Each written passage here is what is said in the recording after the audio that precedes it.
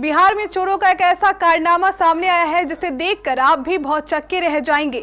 चोरों ने railway engine पार करने के लिए बकायदा एक सुरंग खोदी और फिर इस बड़ी वारदात को अंजाम दिया। चोरों के इस कारनामे से रेलवे प्रशासन भी हैरत में है, वहीं पुलिस के हाथ पांव भी खुले हुए हैं।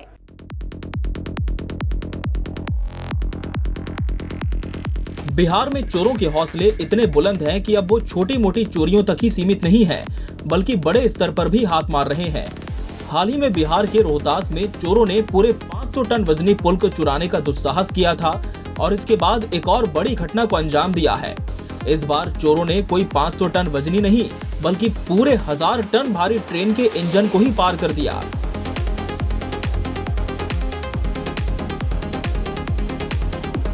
इस बात का खुलासा तब हुआ जब पुलिस को एक कबाड़ी की दुकान से एक बैग मिला जिसमें ट्रेन इंजन के पार्ट्स लोडेड थे।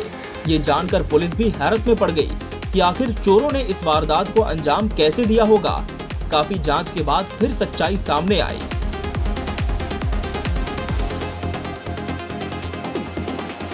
पुलिस को जानकारी मिली कि पिछले सप्ताह ही बेगूसराय 13 के गरारा वार्ड में एक डीजल इंजन मरम्मत के लिए आया हुआ था। इसी दौरान चोरों की नजर उस पर पड़ी। गिरोह ने इसके कुछ पुर्जे पहले चुराए। पुलिस को ये सब पता चला तब उसने 3 लोगों को इस मामले से जुड़े होने पर हिरासत में लिया था और उनसे पूछताछ करने के बाद सूचना के आधार पर ही पुलिस ने मुजफ्फरपुर की प्रभात कॉलोनी स्थित कबाड़ी के गोदाम में रेड मारी और इंजन के पुर्जों से भरी हुई कुल 13 बोरियों को बरामद करने में सफलता पाई।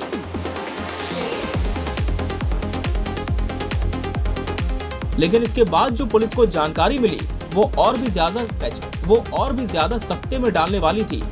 पुलिस को पता चला कि रेलवे यार्ड के पास एक सुरंग निर्मित है। जब छानबीन की गई तो ये सीधा रेलवे ट्रैक पर जाकर खुली। तब पुलिस को मालूम हुआ कि चोर सुरंग के माध्यम से आते थे और पूरे इंजन के पुर्जों को यहीं से पार करके बाहर ले जाते थे।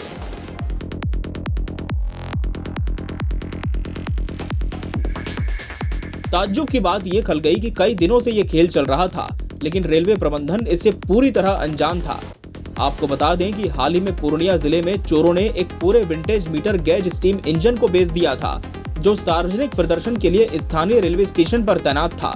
जांच के दौरान पुलिस ने पाया कि एक रेलवे डिविजनल मैकेनिकल इंजीनियर की तरफ जारी एक जाली पत्र के आधार पर क्लासिक टीम इंजन को बेच दिया था। पुलिस ने फिलहाल इस मामले को गंभीरता से लिया है और सुनिश्चित करने के उपाय किए हैं कि आगे से इस तरह की घटना कभी ना हो। आपको बता दें कि इसी साल अप्रैल में लुटेरों ने लगभग 500 टन वजनी 45 साल पुराने स्टील के पुल को दिन के समय तोड़कर बेच दिया था, जिसमें सिंचाई विभाग के अधिकारियों के शामिल होने का आरोप लगा था। बाद में पुलिस ने इस मामले में जल संसाधन विभाग के एक सहायक अभियंता समेत 8 लोगों को गिरफ्तार किया था। उनके इकबालिया बयान के आधार पर पुलिस ने कबाड़ सामग्री बरामद की थी। फिलहाल चोरों से पूछताछ में और भी कई चोरियों के खुलासे की आशंका बनी हुई है।